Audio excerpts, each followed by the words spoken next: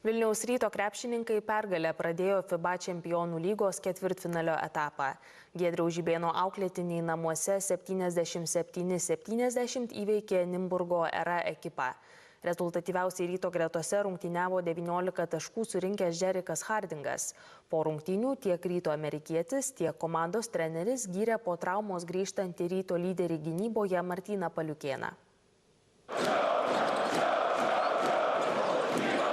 Susakimšoje arenoje pirmasis istorijoje FIBA Čempionų lygos ketvirtfinalio rungtynes žaidęs Vilniaus Rytas aistruolių nenuvylė. Netaiklius metimus vilniečiai kompensavo beatodairiška kova ir iškovojo pirmąją pergalę serijoje.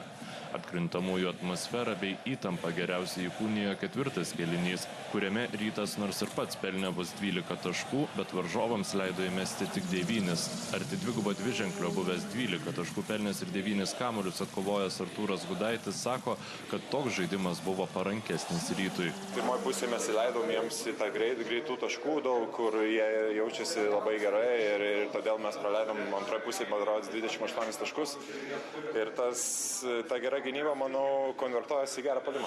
Gynybą kaip raktai pergalę akcentavo ir komandos treneris Giedrius Žibėnas. Jis išskyrė ir vieną pagrindinių faktorių lėmusių komandos sėkmę gynyboje. Mes jiems nebuvom labai parankus, nebuvom patogus atakuoti, jie nemetė savo procentais, jie turėjo daug sunkumų ir smagu, kad rungtynės vėl nulaužėm per tą gynybą ir Martynas buvo vienas iš tų.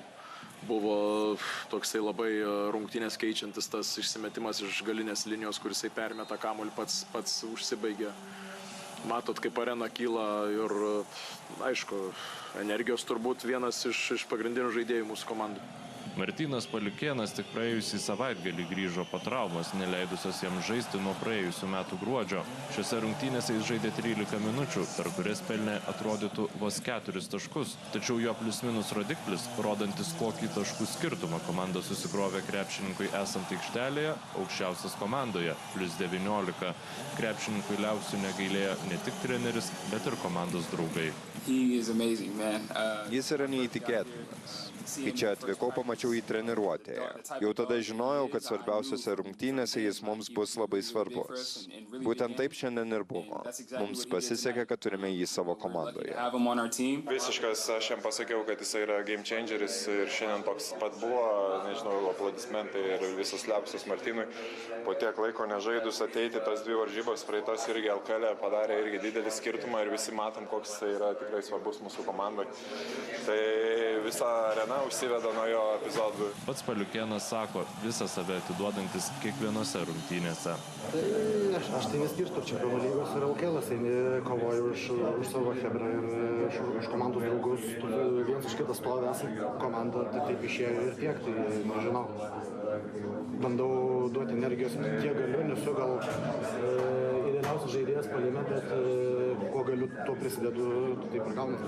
Žibėnas sako, kad pilnutėlė arena jautė Ryto krepšininkų pastangas ir perspėjo, kad po šios pergalės nereikia prarasti susikaupimo. Kažkokia tai mūsų papildoma energija, papildomi tie, kaip pasakyti, pasiaukojantis veiksmai gali juos įtraukti labiau. Tai manau, kad fanai buvo įsitraukę ir tikrai šiandien prisidėjo daug prie tos pergalės, kad apgintume tą namų tvirtovę, nes čia niekas nėra baigta ir čia bus labai sunku išvykoje.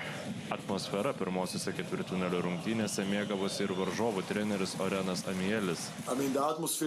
Turiu pasakyti, kad atmosfera buvo neįtikėtina, tikrai įspūdinga. Per karjerą esu matęs daugybę puikių arenų. Ši neabejotinai viena puikiausių. Nors čia sugrįžti. Tikiuosi pavyks tą padaryti. Antrosios ketvirtfinalio serijos rungtynės Čekijoje vyks jau antradienį. Prireikus trečiųjų, jos vėl būtų žaidžiamos Vilniuje.